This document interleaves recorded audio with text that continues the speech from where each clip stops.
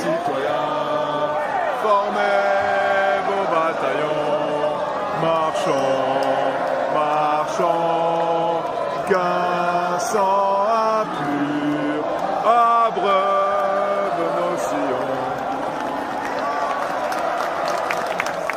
قام الجمهور الإسرائيلي واللعيبة بتاعت المنتخب الإسرائيلي بيحيوا النشيد بتاعهم اللطيف الظريف الجميل ده. الجمهور الفرنسي لم يقبل ذلك. انتوا عملتوا كذا في القطاع.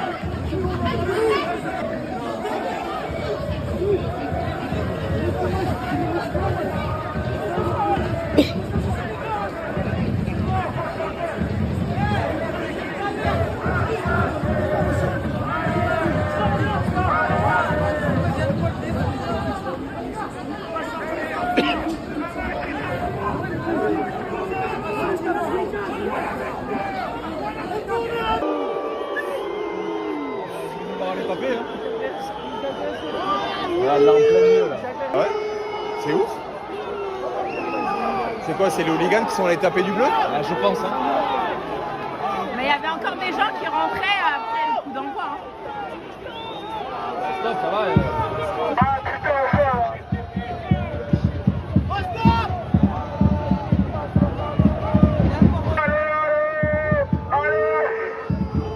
Regardez, il tape pas.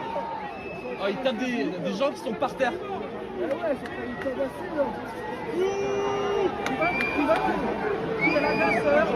C'est la meilleure équipe du tournoi, l'équipe de France, personne ne l'arrêtera. Avec des dégrichons et Mbappé, la Ligue des Nations, on va la soulever. حضراتكم الخبر موجود اهو. رفض الشعب الفرنسي، الجمهور الفرنسي رفض يسمع النشيد الاسرائيلي، يحتفلوا او يعملوا اي حاجه من دي. لا، ده احنا بقالنا سنه بننزل شوارع باريس، بننزل كل مدن فرنسا. اوعى تكون فاكرنا احنا تبع موسم الرياض وابن سلمان. احنا هنا نقدر ننزل ونتظاهر وفي حضور ماكرون.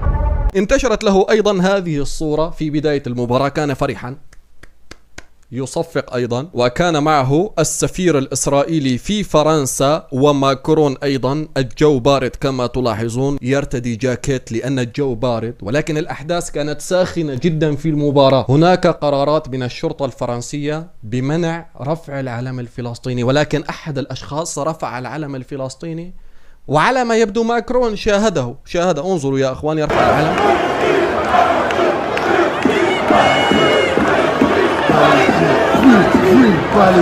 الشعب الفرنسي ماسك ماكرون النهارده غسيل وكل، ماسح بماكرون. تقدر تقول شوارع باريس كلها، حتى انصار ماكرون اللي انتخبوا ماكرون في الكتله الانتخابيه اللي فاتت كلهم النهارده ضد ماكرون. ازاي؟ احنا بقالنا سنه واكتر من سنه بنتظاهر يوميا علشان بنطلب ان اللي بيحصل في القطاع يتوقف، وانت تروح تحضر المباراه كمان. ليه؟ انت فاكرنا هنسكت هنعديها؟ ايه عبيد احنا زي الانظمه اللي او الشعوب اللي بتسكت؟ لا، احنا احرار. Yeah, go ahead. Thank you. First, I was. President France sends money on bombs. No, listen. Let's listen. Please. First, we don't provide weapons, we don't provide financing. This is wrong. You provide political and diplomatic cover. But come on. Come on, look at what I... وكل ذلك يا أخوان والرئيس الفرنسي ماكرون والرئيسين الأسبقين لفرنسا حاضرون، يعني 3 رؤساء حاضرون كما ترون هنا، كلهم كانوا حاضرون في بادرة حسن نية لإسرائيل، للمنتخب الإسرائيلي. Macron, bring the hostages! Bring the hostages back! هذا الفيديو الذي انتشر الآن للرئيس الفرنسي إيمانويل ماكرون وهو يصافح أحد الإسرائيليين الذي طلبه بإخراج الأسرى. ما علاقة ماكرون بالأمر لا أعلم.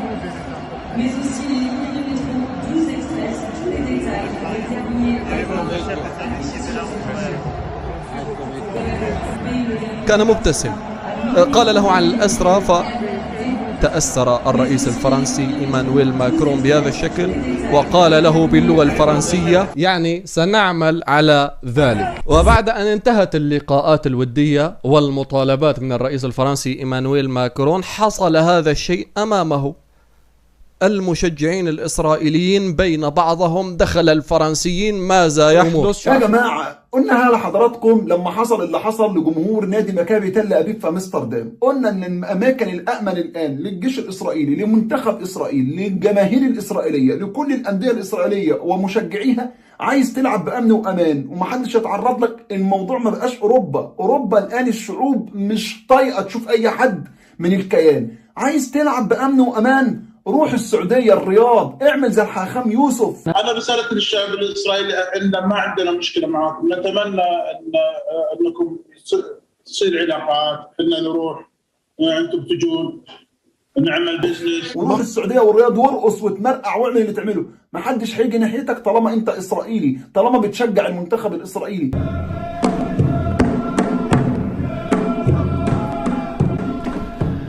او روح مصر، في مصر ما حدش بيقدر يجي ناحيه الاسرائيلي، اما لو رفعت علم فلسطين بيلقى القبض عليك. او روح الامارات العربيه المتحده، لان اصلا في قطيع من الجنود بيروح يستجم في فنادق دبي. روح البحرين، دي العواصم الامن.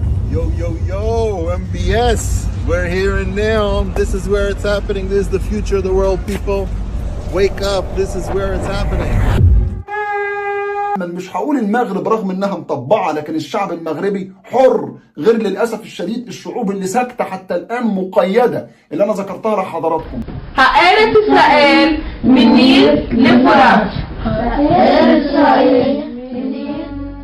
فإذا كنت تعتقد أن إسرائيل تريد فلسطين وتتوقف عند ذلك، وإذا كنت تعيش في أحد هذه البلدان، سوريا، لبنان، مصر، العراق والسعودية، فسيأتي يوم وتقول فيه أكلت يوم أكل الثور الأبيض.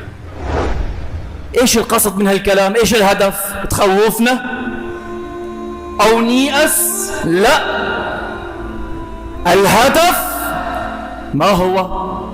أن تعي الشعوب وأن تعي الأمة ما يخطط لها وما يحاك لها، أن تتوحد.